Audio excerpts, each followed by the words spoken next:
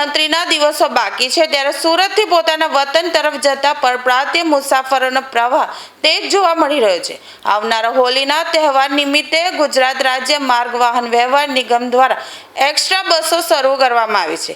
27/2/2026 થી 2/3/2026 દરમિયાન સુરતથી પોતાના વતન જવા માટે સુરત શહેર વિસ્તારમાં વસતા દાહોદ પંચમહાલના શ્રમજીવીઓ માટે 550 જેટલી એક્સ્ટ્રા બસોનું આયોજન કરવામાં આવ્યું છે। 550 જેટલી બસોમાં 30,000 જેટલા શ્રમજીવીઓ હવે સરળતાથી પોતાના માદરે વતન પહોંચી શકશે। પંચમહાલ, દાહોદ તેમજ અન્ય જિલ્લાઓ માટે બસો શરૂ કરવામાં આવી છે। સહારા દરવાજા 4 વાગ્યાથી રાત્રે 10 વાગ્યા દરમિયાન એક્સ્ટ્રા બસો દોડાવવામાં આવશે। તહેવારોમાં પરિવાર સાથે શ્રમજીવીઓ હોળી મનાવી શકે તે માટે ખાસ આયોજન કરવામાં આવ્યું છે। ગુજરાત રાજ્ય માર્ગ વાહન વ્યવહાર નિગમની વેબસાઇટ પરથી ટિકિટ બુકિંગ પણ કરાશે। ગયા વર્ષે પણ 500થી વધારે એક્સ્ટ્રા બસો દોડાવવામાં આવી હતી।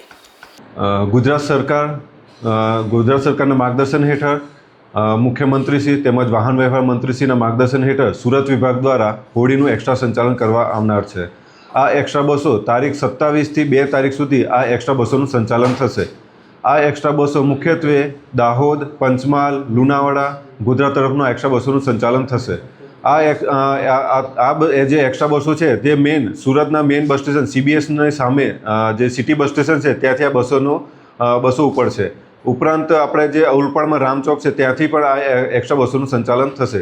અને આ જે એક્સ્ટ્રા બસો છે જે અમારું ઓનલાઈન બુકિંગ છે www.gsrtc.in એના પરથી બી અમારી ટિકિટનું બુકિંગ થશે।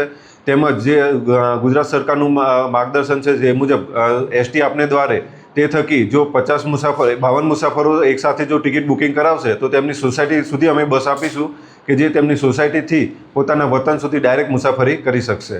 અને આ જે બસો જે છે તે સંચાલન મુખ્યત્વે સાંજે 4 વાગ્યાથી તો રાતે 10 વાગ્યા સુધીના સંચાલન ચાલુ રહેશે। જો ભાડું જોઈએ તો ST નિગમના જે નિયમ મુજબનું જ ભાડું વસૂલાત કરવામાં આવશે। દાહોદનું છે 350 રૂપિયા,